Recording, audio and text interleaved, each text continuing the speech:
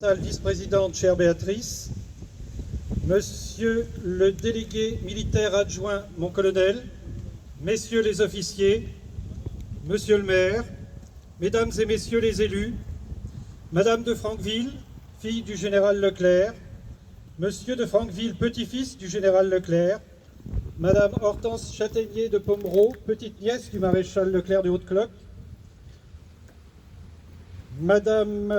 Monsieur Yves Rousset, président de la Maison des Anciens de la 2e DB, Monsieur le proviseur, cher Monsieur Carton, Madame le chargé de mission, chère Madame Delgamba, Mesdames et Messieurs les enseignants, cher François, chère Oriane, Mesdames et Messieurs les présidents et membres d'associations, Monsieur Frédéric Descamps, directeur de l'hippodrome.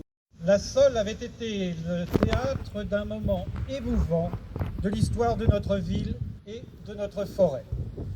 En effet, le général Philippe Leclerc de Haute-Cloque faisait ici même ses adieux à sa chère 2e DB qui avait porté haut le renom de la France.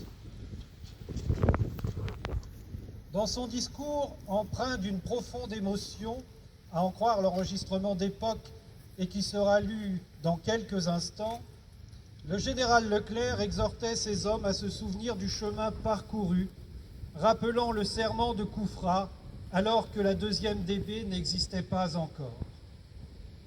Puis ce fut le débarquement en Normandie, la prise d'Alençon, dont il est citoyen d'honneur, la libération de Paris et de Strasbourg.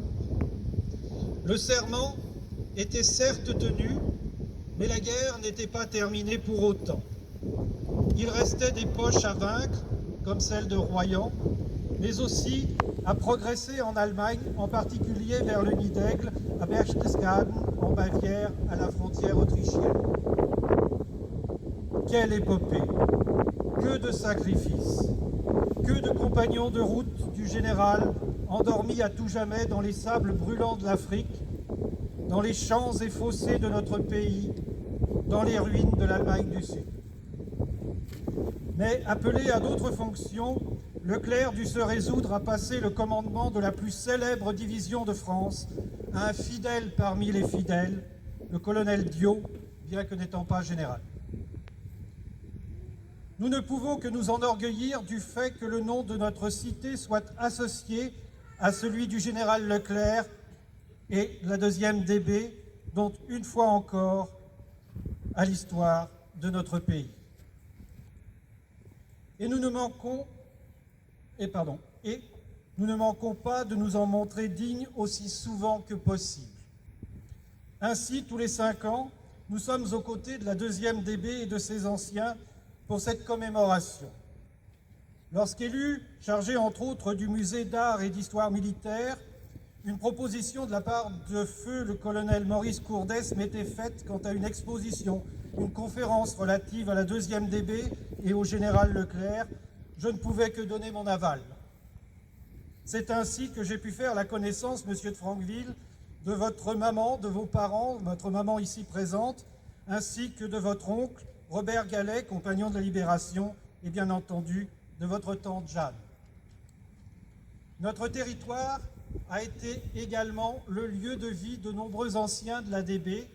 Je pense à feu mon ami le général, mais aussi à d'autres figures locales comme Pierre Cahen et Henri Nublat, dont les épouses sont toujours des nôtres, ou encore à Bénédicte Savatier, nièce du général de Guillebon, et Xavier de l'Armina.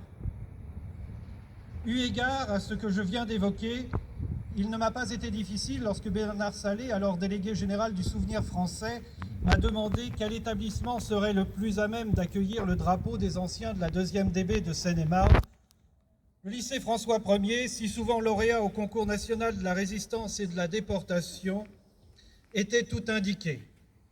C'est ainsi que nous y déposâmes ce prestigieux drapeau en décembre 2022, en présence de votre cousine Isabelle Leclerc de Haute-Cloque et du général Michel. Sachez donc que je ne puis que m'enorgueillir de ce choix, car les élèves font honneur à vos anciens, cérémonie après cérémonie. Il en résulte donc une mémoire vivace de l'ADB, tout comme grâce au travail effectué par les élèves de la classe engagée du Collège Les Capucins de Melun, dont certains sont présents ce soir et qui ont reçu une mention spéciale lors du dernier CNRD pour un travail sur le général Leclerc. Alors ce soir, nous sommes certes réunis pour commémorer un mémorable événement de l'ADB, mais aussi pour continuer à œuvrer, à passer le témoin aux jeunes générations, rempart indispensable face à l'oubli que le temps ne manque pas de tenter de nous imposer. Fidèle à la devise du souvenir français, permettez-moi de conclure par notre adage « À nous le souvenir, à eux l'immortalité ». Merci beaucoup.